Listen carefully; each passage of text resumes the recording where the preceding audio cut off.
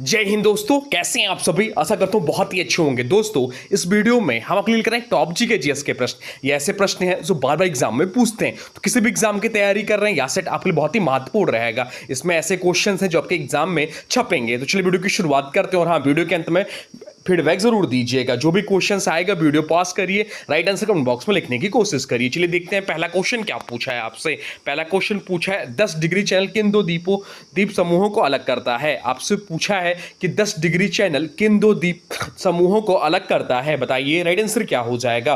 Right answer comment box में लिख दीजिए, बताइए क्या होगा। तो राइट आंसर जो हो जाएगा वो हो जाएगा ऑप्शन ए। ऑप्शन ए इस प्रश्न का राइट आंसर हो जाएगा। अंडमान और निकोबार द्वीप समूह को, ऑप्शन ए जो ये हो जाएगा इस प्रश्न का राइट आंसर। ये आपके लिए बहुत महत्वपूर्ण प्रश्न है आपके आने वाले सेटों के लिए, जो आज का सेट है आने वाले एग्जाम के लिए। 10 डिग्री चैनल अंडमान द्वीप समूह और निकोबार द्वीप समूह को अलग करता है। या बंगाल की खाड़ी में लगभग 10 डिग्री उत्तरी अक्षांश पर स्थित है। यह सामरिक और समुद्री दृष्टि से महत्वपूर्ण जलमार्ग माना जाता है। बाकी विकल्पों की बात करें तो मिनिकॉय और लक्षद्वीप इसके बीच 9 डिग्री चैनल स्थित है।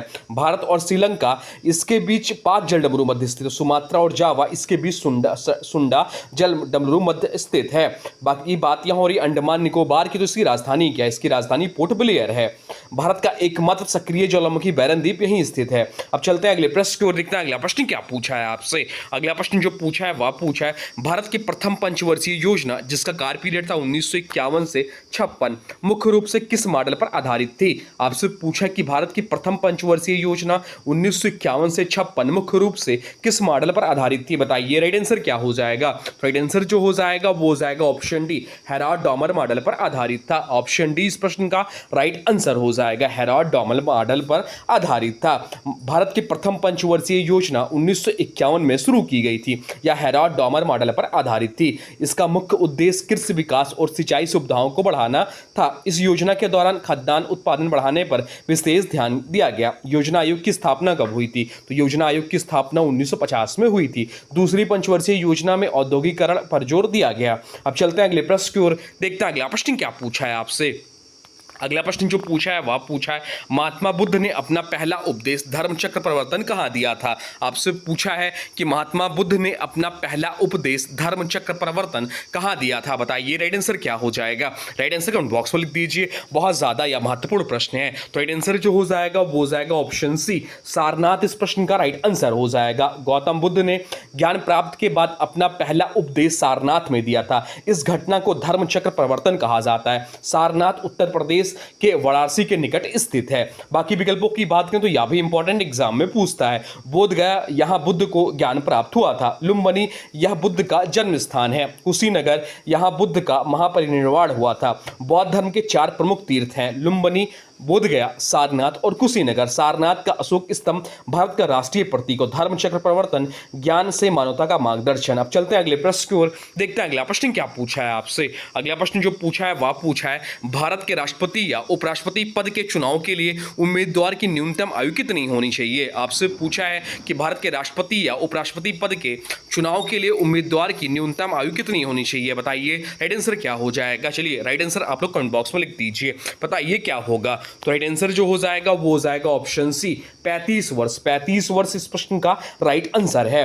भारत के राष्ट्रपति तथा उपराष्ट्रपति पद के उम्मीदवार की न्यूनतम आयु 35 वर्ष निर्धारित की गई। राष्ट्रपति पद की योग्यता का उल्लेख संविधान के अनुच्छेद 58 में किया गया है। उपराष्ट्रपति पद की योग्यता अनुच्छेद 66 में दी गई है। उम्मीदवार भारत का नागरिक होना चाहिए। बाकी विकल्पों की बात करें तो 25 वर्ष लोकसभा सदस्य बनने की न्यूनतम आयु है। 30 वर्ष राज्यसभा सदस्य बनने की न्यूनतम आयु है।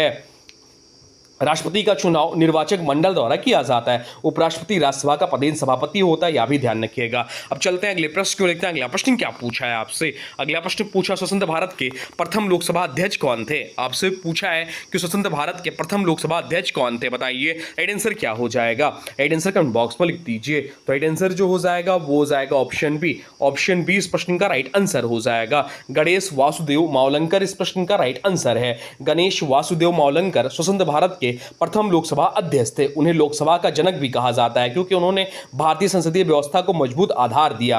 पहली लोकसभा के गठन 1952 के बाद इन्हें अध्यक्ष चुना गया था। लोकसभा अध्यक्ष सदन की कार्रवाई को निष्पक्ष रूप से संचालित करता और अनुशासन बनाए रखता है।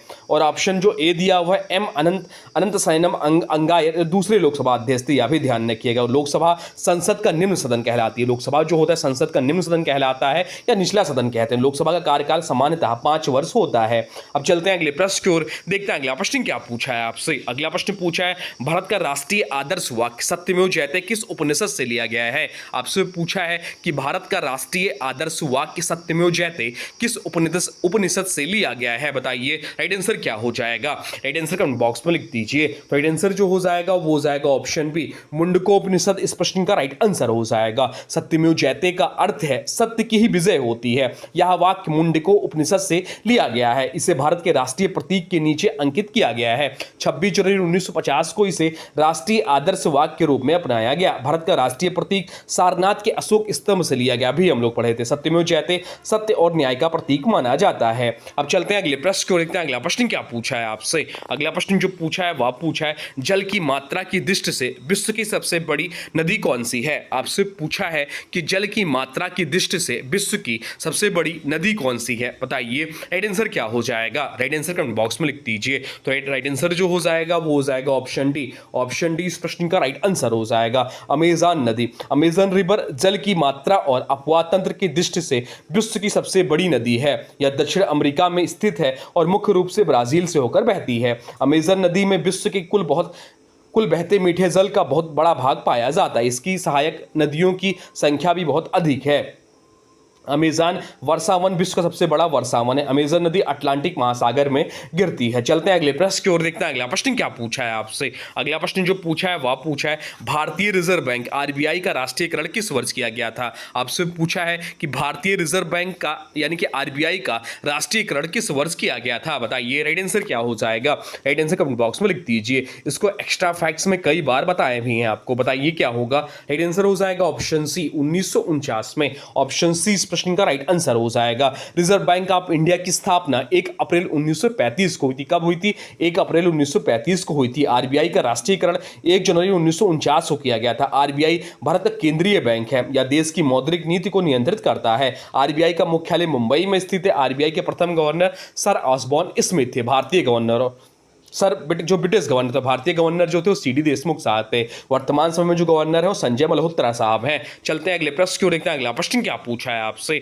अगला प्रश्न पूछा है भारत के राष्ट्रीय गीत वंदे मातरम के रचयिता कौन है और यह किस उपन्यास से लिया गया है। आपसे पूछा कि भारत के राष्ट्रीय गीत वंदे मातरम के रचयिता कौन है और किस उपन्यास से लिया गया है, बताइए राइट आंसर क्या हो जाएगा। राइट आंसर जो हो जाएगा वो हो जाएगा ऑप्शन बी। ऑप्शन बी इस प्रश्न का राइट आंसर हो जाएगा बंकिम चंद्र चट्टोपाध्याय आनंद मठ से।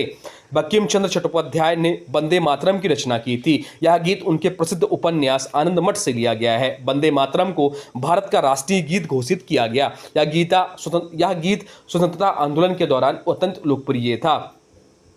जनगण मन भारत का राष्ट्रीय गान है। वंदे मातरम पहली बार 1896 के कांग्रेस अधिवेशन में गाया गया था। चलते हैं अगले प्रश्न की ओर, देखते हैं अगला प्रश्न क्या पूछा है आपसे। अगला प्रश्न जो पूछा है वह पूछा है भारतीय संविधान में आपातकाल के दौरान मौलिक अधिकारों के निलंबन का प्रावधान किस देश से लिया गया है। आपसे पूछा है कि भारतीय संविधान में आपातकाल के दौरान मौलिक अधिकारों के निलंबन का प्रावधान किस देश से दिया गया है। ये जो भी क्वेश्चन एकदम रट लीजिए, ये क्वेश्चन आपके आने वाले दिनों में गलत नहीं होने चाहिए, ये चीज ध्यान रखिए। और बताइएगा 20 में से आपके कितने क्वेश्चन सही हुए हैं, बताइए इसका राइट आंसर क्या हो जाएगा। राइट आंसर हो जाएगा ऑप्शन बी जर्मनी यानी कि वीमर संविधान से। भारतीय संविधान में आपातकाल संबंधी प्रावधान जर्मनी के वीमर संविधान से लिए गए हैं। आपातकाल के दौरान कुछ मौलिक अधिकारों को निलंबित किया जा सकता है। संविधान में राष्ट्रीय, राज्य एवं वित्तीय आपातकाल का प्रावधान है। राष्ट्रीय आपातकाल का उल्लेख अनुच्छेद 352 में किया गया है। बाकी विकल्पों की बात करें तो अमेरिका, यहाँ से मौलिक अधिकारों की अवधारणा ली गई है। दक्षिण अफ्रीका, यहाँ संविधान संशोधन प्रक्रिया से संबंधित प्रावधान लिए गए। ऑस्ट्रेलिया, समवर्ती सूची की अवधारणा ली गई है। भारत में पहली बार राष्ट्रीय आपातकाल 1962 में लगाया गया। 1975 का आपातकाल भारतीय इतिहास का महत्वपूर्ण अध्याय माना जाता है। चलते हैं अगले प्रश्न को, देखते हैं अगला प्रश्न क्या पूछा है नाथुला दर्रा भारत के किस राज्य में स्थित है। कल भी यह क्वेश्चन आपको बताया था। आपसे पूछा कि नाथुला दर्रा जो है भारत के किस राज्य में स्थित है, बताइए। यह प्रश्न पूछा गया प्रश्न है, बताइए इसका राइट आंसर क्या हो जाएगा। कल जो इंपॉर्टेंट फैक्ट डिस्कस कर रहे थे उसमें इसके बारे में बताया था, बताइए क्या होगा राइट आंसर। राइट आंसर हो जाएगा ऑप्शन डी सिक्किम। सिक्किम इस प्रश्न का राइट आंसर हो जाएगा। नाथुला सिक्किम राज्य में स्थित है। यह भारत और चीन के बीच महत्वपूर्ण व्यापारिक मार्ग है। यह हिमालय पर्वत श्रेणी में स्थित एक ऊंचा दर्रा है। बाकी विकल्पों की बात करें तो उत्तराखंड लिपुलेख दर्रा है प्रसिद्ध है, हिमाचल प्रदेश में रोहतांग दर्रा प्रसिद्ध, और अरुणाचल प्रदेश जो है इस प्रश्न का राइट आंसर नहीं है। तो नाथुला दर्रा याद रखिएगा सिक्किम में है। चलते हैं अगले प्रश्न को देखते हैं। अगला प्रश्न क्या पूछा है आपसे। अगला प्रश्न जो पूछा है वह पूछा है श्वेत क्रांति का संबंध किससे है। आपसे पूछा है कि श्वेत क्रांति का संबंध किससे है, व्हाइट रेवोल्यूशन का संबंध किससे है, बताइए राइट आंसर क्या हो जाएगा। राइट आंसर हो जाएगा ऑप्शन सी दुग्ध उत्पादन। दुग्ध उत्पादन इस प्रश्न का राइट आंसर हो जाएगा। श्वेत क्रांति का संबंध दुग्ध उत्पादन से है। भारत में इसे ऑपरेशन फ्लड के नाम से भी जाना जाता है। श्वेत क्रांति का जनक किसे कहा जाता है, तो श्वेत क्रांति का जो जनक कहा जाता है वर्गीज कुरियन को कहा जाता है। अमूल इस क्रांति से जुड़ा प्रमुख ब्रांड है। अब चलते हैं अगले प्रश्न की ओर, देखते हैं अगला प्रश्न क्या पूछा है आपसे। अगला प्रश्न पूछा है विश्व का सबसे छोटा देश क्षेत्रफल में कौन सा है। तो सबसे बड़ा देश जो क्षेत्रफल में वो भी हम लोग कल पढ़े थे, आपका रूस देश है। भारत का क्षेत्रफल की दृष्टि में कौन सा स्थान है, तो भारत का क्षेत्रफल की दृष्टि से 7वां स्थान है। ये सब पॉइंट ध्यान रखिएगा। अब आपसे पूछा क्या है कि विश्व का सबसे छोटा देश कौन है क्षेत्रफल में, तो क्षेत्रफल में सबसे छोटा देश है वह वेटिकन सिटी। वेटिकन सिटी इस प्रश्न का राइट आंसर हो जाएगा। वेटिकन सिटी विश्व का सबसे छोटा देश है, या इटली के रोम शहर के भीतर स्थित है। यहां रोमन कैथोलिक चर्च का मुख्यालय है। तो वेटिकन सिटी का एरिया जो है 0.44 स्क्वायर किलोमीटर है। पोप इसका प्रमुख होता है। चलते हैं अगले प्रश्न की ओर, देखते हैं अगला प्रश्न क्या पूछा है आपसे। अगला प्रश्न पूछा है भारत में रेपो रेट कौन निर्धारित करता है। आपसे पूछा है कि भारत में रेपो रेट जो है कौन निर्धारित करता है, बताइए राइट आंसर क्या हो जाएगा। तो राइट आंसर जो हो जाएगा वो हो जाएगा ऑप्शन सी भारतीय रिजर्व बैंक, आरबीआई इस प्रश्न का राइट आंसर हो जाएगा। Reserve bank of India repo rate निर्धारित करता है। रेपो रेट वह दर है जिस पर आरबीआई बैंकों को अल्पकालिक ऋण देता है। इसका उपयोग मुद्रास्फीति नियंत्रित करने हेतु किया जाता है। अब चलते हैं अगले प्रश्न को, देखते हैं अगला प्रश्न क्या पूछा है। बाकी आरबीआई की बात हो रही तो आरबीआई के बारे में लोग बहुत पढ़े हैं। वर्तमान समय में इसके जो गवर्नर हैं वो संजय मल्होत्रा साहब हैं। पहले ब्रिटिश गवर्नर जो थे आसबोर्न स्मिथ थे। पहले भारतीय गवर्नर जो थे सीडी देशमुख थे। इसका आरबीआई की स्थापना कब हुई थी, तो 1 अप्रैल 1935 को इसका स्थापना हुई थी। मुख्यालय कहाँ है, तो मुंबई में है। इसका राष्ट्रीयकरण क्या कब था, यह आप लोग कमेंट बॉक्स में बताइए। चलिए यह आपके लिए है। अब चलिए अब इस प्रश्न का राइट आंसर देखते हैं। अगला प्रश्न क्या पूछा है। अगला प्रश्न पूछा है भाखड़ा नागल बांध, भाखड़ा नागल परियोजना किस नदी पर स्थित है। आपसे पूछा है कि भाखड़ा नागल परियोजना किस नदी पर स्थित है, बताइए राइट आंसर क्या हो जाएगा। राइट आंसर हो जाएगा ऑप्शन बी सतलुज। सतलुज इस प्रश्न का राइट आंसर हो जाएगा। भाखड़ा डैम जो है सतलुज नदी पर स्थित है। यह भारत की प्रमुख बहुउद्देशीय नदी घाटी परियोजनाओं में से एक है। इसमें सिंचाई और विद्युत उत्पादन दोनों होते हैं। इसकी ऊंचाई जो है लगभग 226 मीटर है। तो क्या ध्यान रखना है, भाखड़ा नागल बांध जो है सतलुज नदी पर है। अब चलते हैं अगले प्रश्न की ओर, देखते हैं अगला प्रश्न क्या पूछा है आपसे। अगला प्रश्न पूछा है मानव विकास सूचकांक कौन जारी करता है। आपसे पूछा कि मानव विकास सूचकांक HDI ह्यूमन डेवलपमेंट इंडेक्स कौन जारी करता है, बताइए राइट आंसर क्या हो जाएगा। राइट आंसर हो जाएगा ऑप्शन बी UNDP। UNDP इस प्रश्न का राइट आंसर हो जाएगा। United Nations Development Programme SDI जारी करता है। SDI किसी देश के स्वास्थ्य, शिक्षा और आय स्तर को मापता है। इसे मानव विकास रिपोर्ट में प्रकाशित किया जाता है। तो एसडीआई की अवधारणा महबूब उल हक ने दी थी। भारत की एसडीआई रैंक समय समय पर बदलती रहती है। चलते हैं अगले प्रश्न को, देखते हैं अगला प्रश्न क्या पूछा है आपसे। अगला प्रश्न पूछा है गदर पार्टी की स्थापना किसने और कहां की थी। आपसे पूछा है कि गदर पार्टी की स्थापना किसने और कहां की थी, बताइए राइट आंसर क्या हो जाएगा। तो राइट आंसर जो हो जाएगा वो हो जाएगा ऑप्शन ए लाला हरदयाल ने सैन फ्रांसिस्को में। ऑप्शन ए इस प्रश्न का राइट आंसर हो जाएगा। गदर पार्टी की स्थापना हुई कब थी, तो 1913 में इसकी स्थापना हुई थी। लाला हरदयाल ने की थी, सैन फ्रांसिस्को में की थी। इसके प्रमुख संस्थापक लाला हरदयाल थे। इसका मुख्यालय सैन फ्रांसिस्को अमेरिका में था। भगत सिंह की बात करें तो HSRA से संबंधित है। वीर सावरकर अभिनव भारत संगठन से जुड़े। चंद्रशेखर आजाद क्रांतिकारी नेता थे, संस्थापक नहीं। अब चलते हैं अगले प्रश्न को, देखते हैं अगला प्रश्न क्या पूछा है आपसे। अगला प्रश्न जो पूछा है वह पूछा है सौरमंडल का सबसे ऊंचा पर्वत निक्स ओलंपिया किस ग्रह पर स्थित है। मोस्ट इंपॉर्टेंट क्वेश्चन है आपके आने वाले एग्जाम के लिए। आपसे पूछा है कि सौरमंडल का सबसे ऊंचा पर्वत कौन सा है, निक्स ओलंपिया किस ग्रह पर स्थित है, यह आपसे पूछा है। बताइए राइट आंसर क्या हो जाएगा। राइट आंसर हो जाएगा ऑप्शन डी मंगल। मंगल इस ग्रह का, इस प्रश्न का राइट आंसर हो जाएगा। या मंगल ग्रह पर स्थित है। इसकी ऊंचाई लगभग 22 किलोमीटर मानी जाती है। बाकी मंगल ग्रह की बात करें तो मंगल ग्रह को रेड प्लेनेट भी कहा जाता है, लाल ग्रह भी इसे कहा जाता है। अब चलते हैं अगले प्रश्न को देखते हैं। अगला प्रश्न क्या पूछा है आपसे। अगला प्रश्न जो पूछा है वह पूछा है सती प्रथा का अंत करने में किस गवर्नर जनरल की मुख्य भूमिका थी। आपसे पूछा है कि सती प्रथा का अंत करने में किस गवर्नर जनरल की मुख्य भूमिका थी, बताइए राइट आंसर क्या हो जाएगा। राइट आंसर हो जाएगा option B, Lord William Bentinck की। लॉर्ड विलियम बेंटिक इस प्रश्न का राइट आंसर हो जाएगा। लॉर्ड विलियम बेंटिक ने 1829 में सती प्रथा को समाप्त किया। इस सामाजिक सुधार में राजा राममोहन राय की महत्वपूर्ण भूमिका थी। सती प्रथा उन्मूलन अधिनियम 1829 लागू किया गया।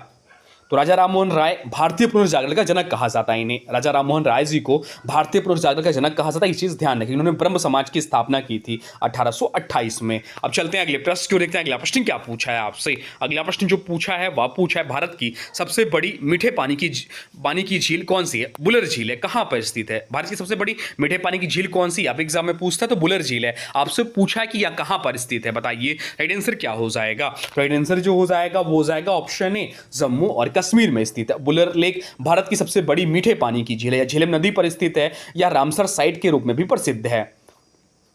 बुलर लेक एशिया की महत्वपूर्ण फ्रेश वाटर लेक में से एक है।